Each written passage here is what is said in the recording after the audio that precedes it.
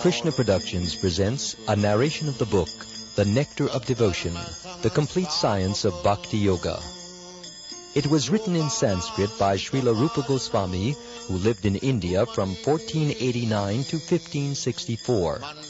The work was later translated into English in 1970 by His Divine Grace A.C. Bhaktivedanta Swami Prabhupada, the founder-director of the International Society for Krishna Consciousness, also known as ISKCON. It was published by the Bhaktivedanta Book Trust of Los Angeles, California, which reserves all rights to it.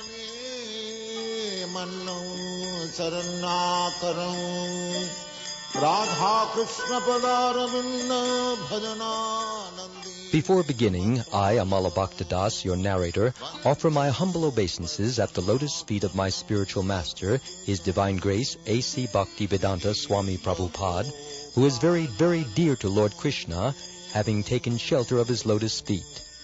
Srila Prabhupada, through his numerous books and disciples, is kindly preaching the message of Lord Chaitanya Mahaprabhu and delivering souls all over the world from the miseries of illusion and ignorance.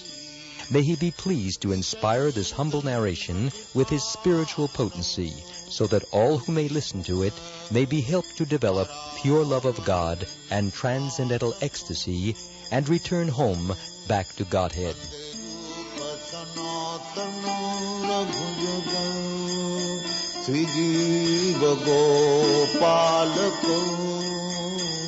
The song introducing and ending each chapter was written in Sanskrit by Srinivasa Acharya and sung and recorded by Srila Prabhupada. It also appears in the book and means, I offer my respectful obeisances unto the 6 Goswamis, namely Sri Sanatan Goswami, Sri Rupa Goswami, Sri Raghunath Bhatta Goswami, Sri Raghunath Das Goswami, Sri Jiva Goswami, and Sri Gopal Bhatta Goswami, who are very expert in scrutinizingly studying all the revealed scriptures with the aim of establishing religious principles for the benefit of all human beings. Thus they are honored all over the 3 worlds, and they are worth taking shelter of because they are absorbed in the mood of the gopis, the Lord's supreme devotees, and are engaged in the transcendental loving service of Radha and Krishna.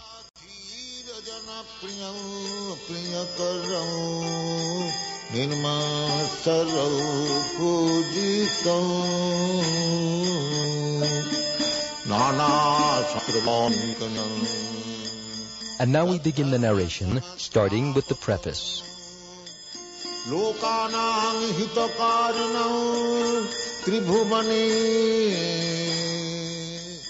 The Nectar of Devotion is a summary study of Bhakti Rasamrita Sindhu, which was written in Sanskrit by Srila Rupa Goswami Prabhupada.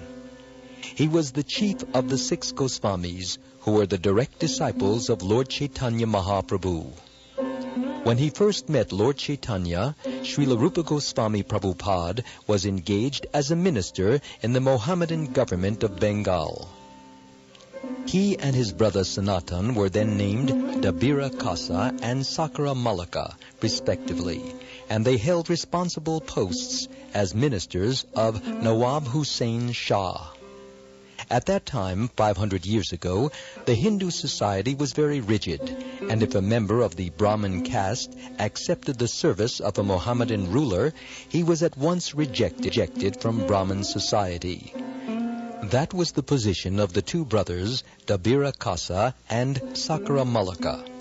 They belonged to the highly situated Sarasvata Brahmin community, but they were ostracized due to their acceptance of ministerial posts in the government of Hussain Shah. It is the grace of Lord Chaitanya that he accepted these 2 exalted personalities as his disciples and raised them to the position of Goswamis, the highest position of Brahminical culture. Similarly, Lord Chaitanya accepted Haridas Thakur as his disciple, although Haridas happened to be born of a Mohammedan family. and Lord Chaitanya later on made him the acharya of the chanting of the holy name of the Lord. Hare Krishna, Krishna Krishna, Hare Hare, Hare Rama, Rama Rama, Hare Hare.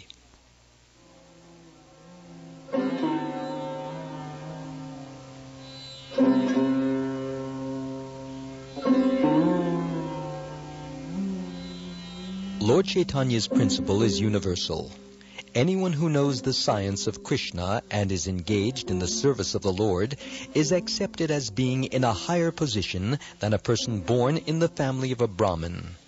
That is the original principle accepted by all Vedic literatures, especially by Bhagavad Gita and Srimad Bhagavatam.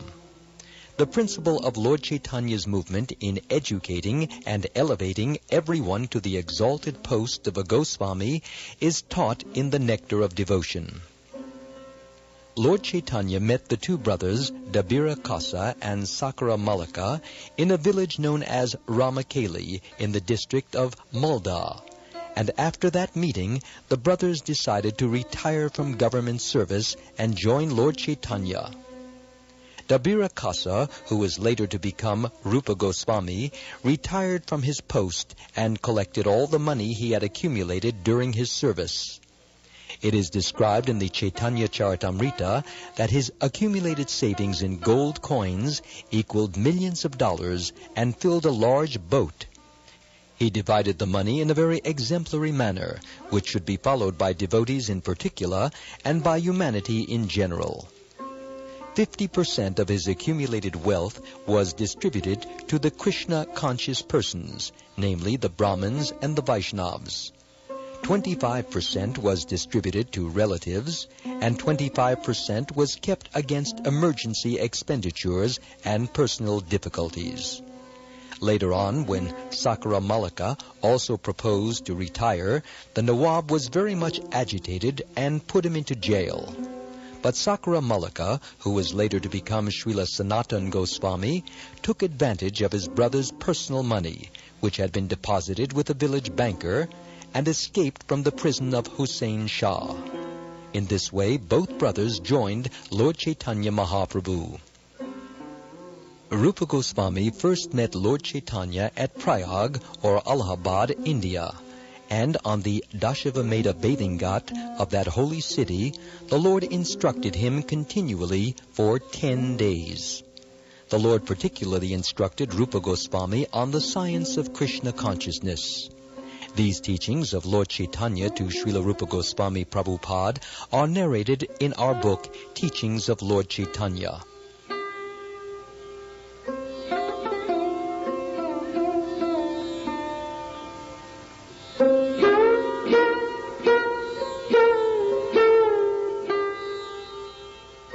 Later, Srila Rupa Goswami Prabhupada elaborated the teachings of the Lord with profound knowledge of revealed scriptures and authoritative references from various Vedic literatures.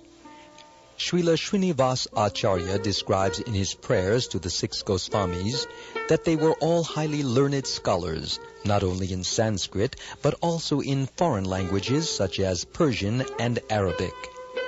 They very scrutinizingly studied all the Vedic scriptures in order to establish the cult of Chaitanya Mahaprabhu on the authorized principles of Vedic knowledge. The present Krishna consciousness movement is also based on the authority of Srila Rupa Goswami Prabhupada. We are therefore generally known as Rupanugas, or followers in the footsteps of Srila Rupa Goswami Prabhupada. It is only for our guidance that Srila Rupa Goswami prepared his book, Bhakti Rasamrita Sindhu, which is now presented in the form of the Nectar of Devotion. Persons engaged in the Krishna consciousness movement may take advantage of this great literature and be very solidly situated in Krishna consciousness. Bhakti means devotional service. Every service has some attractive feature which drives the servitor progressively on and on. Every one of us within this world is perpetually engaged in some sort of service, and the impetus for such service is the pleasure we derive from it. Driven by affection for his wife and children, a family man works day and night. A philanthropist works in the same way for the love of the greater family, and a nationalist for the cause of his country and countrymen. The force which drives the philanthropist, the householder, and the nationalist is called rasa, or a kind of mellow or relationship whose taste is very sweet. Bhakti rasa is a mellow different from the ordinary rasa enjoyed by mundane workers. Mundane workers labor very hard day and night in order to relish a certain kind of rasa which is understood as sense gratification. The relish or taste of the mundane rasa does not long endure, and therefore mundane workers are always apt to change their position of enjoyment.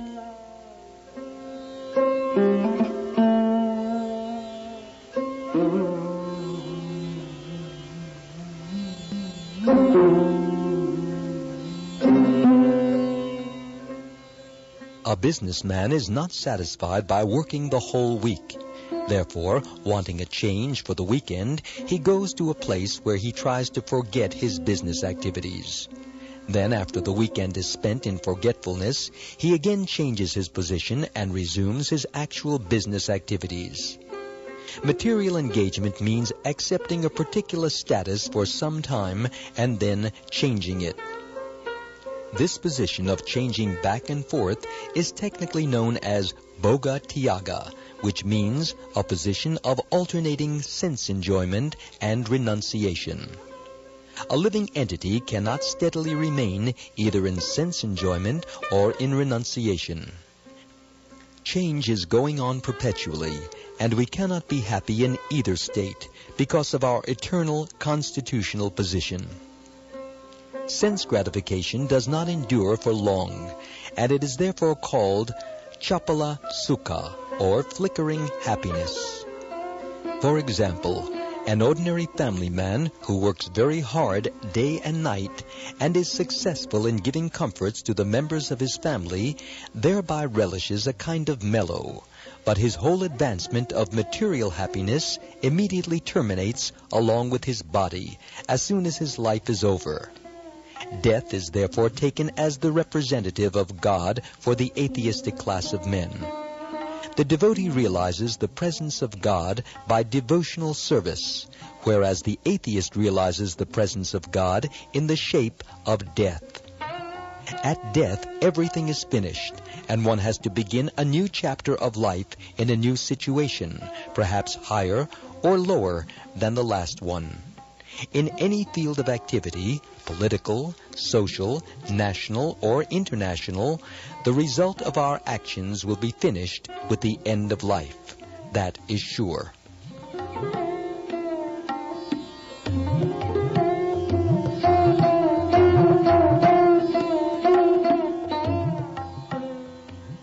Bhakti rasa, however, the mellow relished in the transcendental loving service of the Lord, does not finish with the end of life. It continues perpetually and is therefore called amrita, that which does not die but exists eternally. This is confirmed in all Vedic literatures. Bhagavad Gita says that a little advancement in bhakti ras can save the devotee from the greatest danger, that of missing the opportunity for human life. The rasas derived from our feelings in social life, in family life, or in the greater family life of altruism, philanthropy, nationalism, socialism, communism, etc., do not guarantee that one's next life will be as a human being. We prepare our next life by our actual activities in the present life. A living entity is offered a particular type of body as a result of his action in the present body. These activities are taken into account by a superior authority known as Daiva, or the authority of God. This Daiva is explained in Bhagavad Gita as the prime cause of everything. And in Srimad Bhagavatam, it is stated that a man takes his next body by Daiva Netrena, which means by the supervision of the authority of the Supreme. In an ordinary sense, Daiva is explained as destiny. Daiva supervision gives us a body selected from 8,400,000 forms. The choice does not depend on our selection, but is awarded to us according to our destiny. If our body at present is engaged in the activities of Krishna consciousness, then it is guaranteed that we will have at least a human body in our next life. A human being engaged in Krishna consciousness, even if unable to complete the course of Bhakti Yoga, takes birth in the higher divisions of human society, so that he can automatically further his advancement in Krishna consciousness. Therefore, all bona fide activities in Krishna consciousness are amrita, or permanent. This is the subject matter of Nectar of Devotion.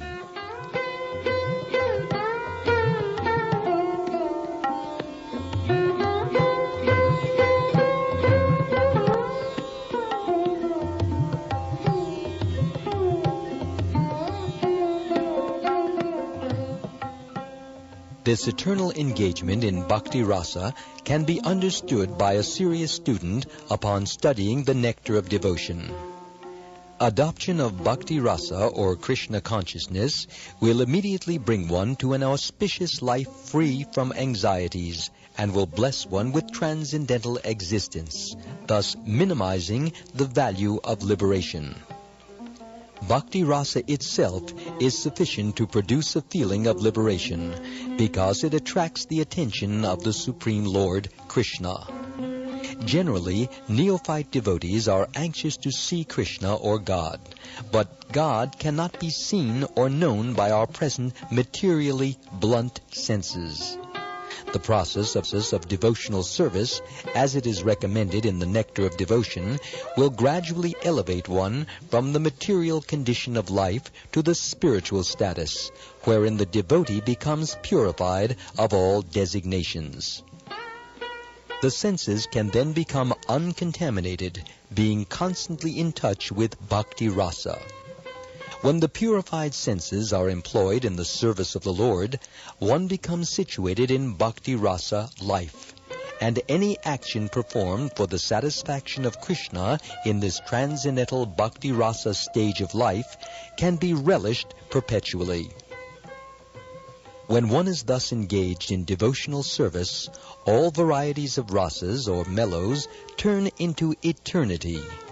In the beginning, one is trained according to the principles of regulation under the guidance of the Acharya or spiritual master, and gradually, when one is elevated, devotional service becomes automatic and spontaneous eagerness to serve Krishna. There are 12 kinds of rasas, as will be explained in this book, and by renovating our relationship with Krishna in 5 primary rasas, we can live eternally in full knowledge and bliss.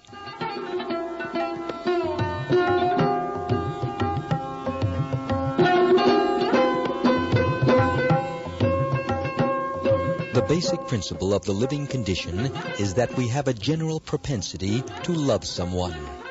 No one can live without loving someone else. This propensity is present in every living being. Even an animal like a tiger has this loving propensity, at least in a dormant stage, and it is certainly present in the human being. The missing point, however, is where to repose our love, so that everyone can become happy. At the present moment, the human society teaches one to love his country or family or his personal self, but there is no information where to repose the loving propensity so that everyone can become happy. That missing point is Krishna, and the Nectar of Devotion teaches us how to stimulate our original love for Krishna and how to be situated in that position where we can enjoy our blissful life.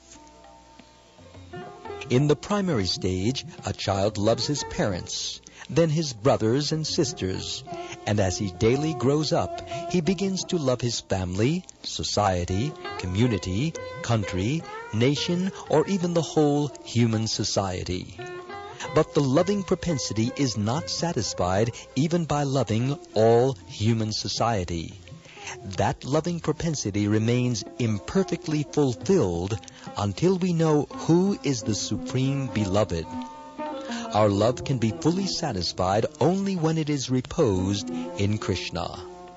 This theme is the sum and substance of the Nectar of Devotion, which teaches us how to love Krishna in 5 different transcendental mellows. Our loving propensity expands, just as a vibration of light or air expands, but we do not know where it ends. The Nectar of Devotion teaches us the science of loving every one of the living entities perfectly by the easy method of loving Krishna. We have failed to create peace and harmony in human society, even by such great attempts as the United Nations, because we do not know the right method. The method is very simple, but one has to understand it with a cool head. The Nectar of Devotion teaches all men how to perform the simple and natural method of loving Krishna, the Supreme Personality of Godhead. If we learn how to love Krishna, then it is very easy to immediately and simultaneously love every living being. It is like pouring water on the root of a tree or supplying food to one's stomach. The method of pouring water on the root of a tree or supplying foodstuffs to the stomach is universally scientific and practical, as every one of us has experienced. Everyone knows well that when we eat something, or in other words, when we put foodstuffs in the stomach, the energy created by such action is immediately distributed throughout the whole body. Similarly, when we pour water on the root, the energy thus created is immediately distributed throughout the entirety of even the largest tree. It is not possible to water the tree part by part, nor is it possible to feed the different parts of the body separately. The Nectar of Devotion will teach us how to turn the one switch that will immediately brighten everything, everywhere. One who does not know this method is missing the point of life.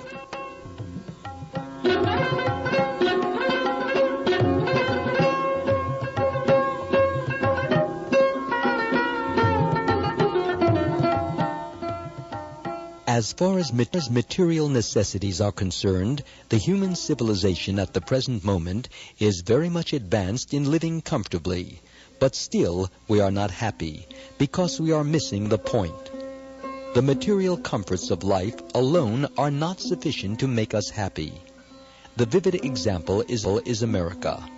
The richest nation of the world, having all facilities for material comfort, is producing a class of men completely confused and frustrated in life. I am appealing herewith to such confused men to learn the art of devotional service as directed in the Nectar of Devotion, and I am sure that the fire of material existence burning within their hearts will be immediately extinguished. The root cause of our dissatisfaction is that our dormant, loving propensity has not been fulfilled despite our great advancement in the materialistic way of life. The Nectar of Devotion will give us practical hints on how we can live in this material world perfectly engaged in devotional service, and thus fulfill all our desires in this life and the next. The Nectar of Devotion is not presented to condemn any way of materialistic life, but the attempt is to give information to religionists, philosophers, and people in general about how to love Krishna. One may live without material discomfiture, but at the same time he should learn the art of loving Krishna. At the present moment, we are inventing so many ways to utilize our propensity to love, but factually we are missing the real point, Krishna. We are watering all parts of the tree, but missing the tree's root. We are trying to keep our body fit by all means, but we are neglecting to supply foodstuffs to the stomach. Missing Krishna means missing oneself also. real self-realization and realization of Krishna go together simultaneously. For example, seeing oneself in the morning means seeing the sunrise also. Without seeing the sunshine, no one can see himself. Similarly, unless one has realized Krishna, there is no question of self-realization. The nectar of devotion is specifically presented for persons who are now engaged in the Krishna consciousness movement. I beg to offer my sincere thanks to all my friends and disciples who are helping me to push forward the Krishna consciousness movement in the Western countries. And I beg to acknowledge with thanks the contribution made by my beloved disciple, Sriman Jayananda Brahmachari. My thanks are due as well to the directors of ISKCON Press, who have taken so much care in publishing this great literature. Hare Krishna. Signed, A.C. Bhaktivedanta Swami, April 13th, 1970.